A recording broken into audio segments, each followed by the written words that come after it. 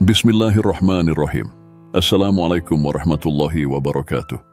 Syukur, Alhamdulillah, kita bisa berjumpa lagi di channel ini. Sultan Nusantara. Solawat dan salam selalu dan tetap tercurahkan kepada junjungan kita, Nabi besar Muhammad sallallahu alaihi wasallam. Allahumma sholli ala Sayyidina Muhammad wa ala ali Sayyidina Muhammad. Harapan dan doa saya, semoga saudaraku semuanya selalu diberikan kesehatan, dilapangkan rezekinya, diampuni dosa-dosanya. Amin ya Rabbal Alamin. Sahabat beriman yang dirahmati Allah, dalam video kali ini kita akan mengeksplorasi kisah yang luar biasa tentang perubahan yang mengagumkan dalam kehidupan seorang pria tua yang bernama Bahram Al-Majusi. Pada awalnya, dia terjerumus dalam perilaku yang tidak terpuji, bahkan sampai menggauli dan menikahi anaknya sendiri. Namun, takdirnya mengalami perubahan 180 derajat ketika ia mendapatkan salam istimewa dari Rasulullah melalui mimpi. Nah, bagaimana kisah selengkapnya? Yuk tonton video ini sampai habis agar sahabat semua tidak salah paham. Baiklah, pada suatu ketika Abdullah bin Mubarak tengah menjalani ibadah haji di Hijr Ismail, sebuah peristiwa luar biasa membekas dalam ingatannya. Di tengah ketenangan, dekat Ka'bah yang mulia, Abdullah terlelap dan memasuki alam mimpi yang penuh dengan makna mendalam. Dalam pengalaman mimpi tersebut, Abdullah bin Mubarak merasakan kehadiran sosok yang sangat agung, tak lain adalah Rasulullah Muhammad. Rasulullah muncul dalam mimpi dengan pesan istimewa yang ditujukan khusus untuknya. Beliau menyampaikan, ketika kamu kembali ke Baghdad, singgahlah di kampung ini, temui seseorang bernama Bahram Al-Majusi, sampaikan salamku dan beritahu bahwa Allah meridai perbuatan yang telah ia lakukan. Abdullah bin Mubarak terbangun dengan perasaan bercampur aduk, menyadari pikirannya dipenuhi oleh pesan luar biasa dari mimpi yang baru saja dialaminya. Ia awalnya merasa ragu dan mencurigai bahwa pesan tersebut mungkin berasal dari setan, seperti yang sering terjadi ketika mendapatkan mimpi yang tidak terduga. Untuk mengatasi keraguan tersebut, Abdullah bin Mubarak segera melakukan wudhu, menjalankan salat, dan bahkan melakukan tawaf di sekitar Ka'bah dengan sepenuh hati. Meskipun tengah mendalami kehusukan beribadah, kelelahan yang begitu mendalam menjalar hingga ia akhirnya terlelap kembali dalam tidurnya. Di dalam mimpinya yang kedua, pesan yang sama datang kepada Abdullah bin Mubarak, tidak hanya sekali, melainkan 3 kali. Rasulullah menyampaikan pesan yang sama pada setiap mimpi. Abdullah menegaskan bahwa ini bukanlah sekadar mimpi biasa, melainkan sebuah pesan yang jelas dan tak dapat disangkal. Ketika Abdullah bin Mubarak akhirnya terjaga dari tidurnya yang kedua, pikirannya telah berubah. Ragu-ragu yang sebelumnya menghantui hatinya telah hilang. Ia menyadari bahwa ini adalah panggilan dari Rasulullah sendiri, dan ia harus mematuhi pesan tersebut. Dengan keyakinan yang kuat, Abdullah bin Mubarak berhasil menyelesaikan ibadah hajinya dan siap kembali ke kota Baghdad. Meski tidak mudah, kepulangan ke Baghdad menuntutnya menempuh perjalanan panjang, melintasi gurun pasir, dan menghadapi berbagai rintangan. Daya juangnya yang tak tergoyahkan, terutama dalam mencari Bahram Al-Majusi untuk menyampaikan pesan Rasulullah, menjadi motivasi utamanya. Setelah perjalanan yang melelahkan dan penuh tantangan, Abdullah bin Mubarak akhirnya tiba di kampung yang muncul dalam mimpinya. Dengan tekun, ia mencari alamat Bahram Al-Majusi, seorang pria yang mungkin memiliki peran penting dalam menyampaikan pesan Rasulullah. Di sudut kampung yang sederhana, akhirnya ia bertemu dengan seorang pria tua. Dengan penuh harap, Abdullah bertanya, "Apakah kamu Bahram Al-Majusi?" Laki-laki tua itu dengan tenang menjawab, "Iya, akulah Bahram Al-Majusi." Abdullah bin Mubarak merasa telah menemukan orang yang dicari, tetapi misinya baru saja dimulai.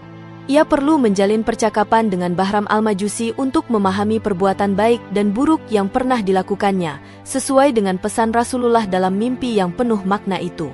Abdullah menanyakan kepada Bahram Al-Majusi, "Apakah kamu pernah melakukan amal baik di sisi Allah?" Dengan penuh kebanggaan Bahram menjawab, "Iya, aku pernah memberikan hutang kepada orang sejumlah 10 dirham, dan aku berhasil menagihnya sebanyak 11 dirham. Dalam pandanganku ini adalah perbuatan baik." Namun, Abdullah dengan bijak memberikan pencerahan. Itu adalah perbuatan haram dan dilarang dalam agama. Bahram pun terdiam, menyadari bahwa apa yang dianggapnya sebagai kebaikan ternyata tidak sejalan dengan nilai-nilai agama. Abdullah kemudian bertanya lagi, apakah ada perbuatan baik lainnya yang kamu lakukan? Bahram mencoba untuk menjawab, iya, ada. Aku memiliki 4 anak perempuan dan 4 anak laki-laki. Kemudian aku menikahkan masing-masing 4 anak perempuanku dengan 4 anak laki-lakiku. Abdullah dengan tegas menyatakan, itu juga perbuatan haram. Apakah ada perbuatan baik selain itu? Bahram Al-Majusi, yang semakin menyadari kesalahannya, berusaha mencari tindakan baik yang dapat membuatnya bangga. Dalam ketidakberdayanya, Bahram mengungkapkan, ya ada, aku memiliki seorang putri yang sangat cantik, namun aku merasa sulit menemukan seorang pria yang setara dengannya. Akhirnya, aku memutuskan untuk menikahinya sendiri dan menjadikannya istrinya, dan mengadakan pesta mewah pada malam tersebut. Yakni malam pertamaku dengan anakku. Pada malam yang bersejarah itu, lebih dari 1000 orang Majusi hadir untuk merayakan momen tersebut. Abdullah bin Mubarak mengungkapkan, itu juga perbuatan yang haram dan sangat dilarang dalam agama.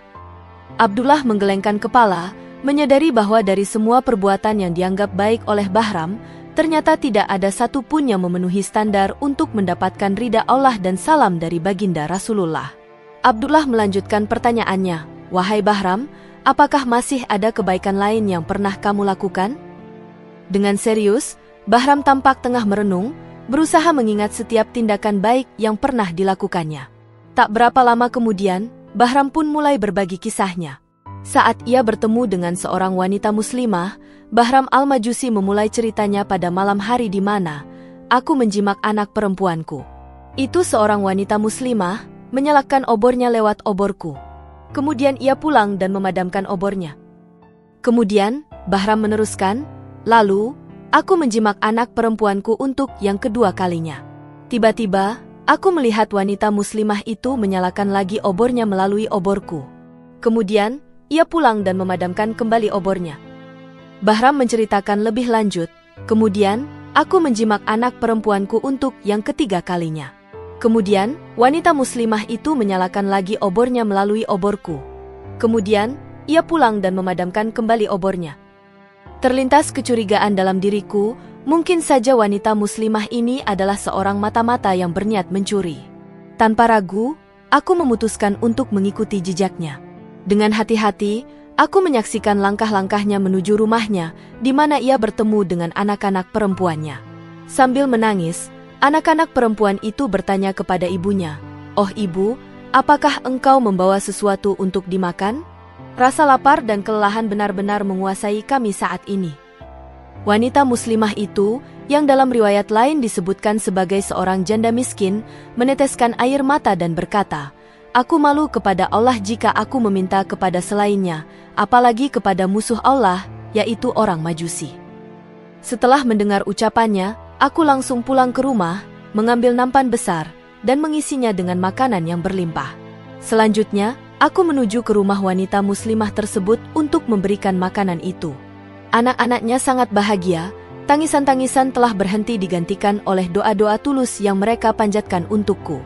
Dengan penuh kesungguhan, mereka berseru, "Ya Allah, limpahkanlah kegembiraan kepada orang yang telah membuat kami gembira." Setelah Bahram menceritakan pengalamannya, Abdullah bin Mubarak menyatakan, "Inilah tindakan yang benar-benar mulia, dan ada berita baik untukmu." Kemudian, Abdullah bin Mubarak menceritakan kepada Bahram Al-Majusi tentang mimpinya bertemu Rasulullah dan pesan beliau untuknya. Mendengar cerita ini, akhirnya Bahram memeluk Islam dengan mengucapkan 2 kalimat syahadat. Pada saat yang bersamaan, Bahram Al-Majusi tiba-tiba jatuh tersungkur dan menghembuskan nafas terakhirnya. Dengan demikian, Bahram yang sebelumnya menyembah api meninggal dunia dalam keadaan memeluk agama Islam. Wahai hamba-hamba Allah yang mulia, hendaklah kita senantiasa bersikap dermawan kepada sesama, karena sikap dermawan memiliki keajaiban yang mampu merubah para musuh menjadi para kekasih. Wallahu a'lam bissawab. Demikian yang bisa saya bagikan. Semoga bermanfaat untuk kita semua. Amin ya rabbal alamin. Wassalamualaikum warahmatullahi wabarakatuh.